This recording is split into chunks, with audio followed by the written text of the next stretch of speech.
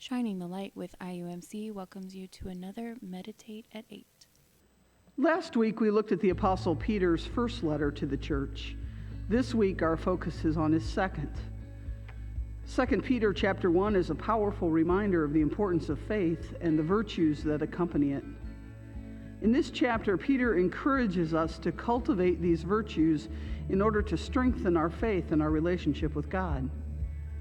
Faith is key because it comes first.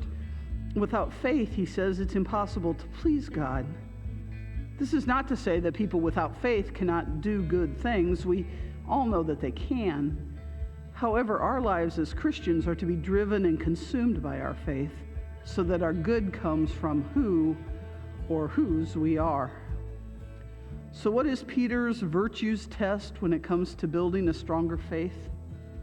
The first step is righteousness, the character trait most pleasing to God. This means seeking to do right in all circumstances, whether we feel like it or not. Righteous living changes our character from inwardly focused to outwardly focused. Next is knowledge. Now, this is not facts about God, but knowledge of God's character.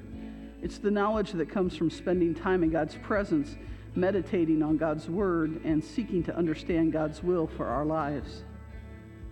Third is self-control. Self-control turns me from my desires toward what is right and pleasing to God. Next, we need to add steadfastness. None of the virtues Peter has listed to this point, with more to follow, are easy. We will fail from time to time. Perhaps we will fail more often than not. The key is to remain firm and committed. The next virtue is godliness. If we thought the previous ones were difficult, this one seems downright impossible. But again, it's a matter of commitment, coupled with the understanding that we can't accomplish any of these things on our own.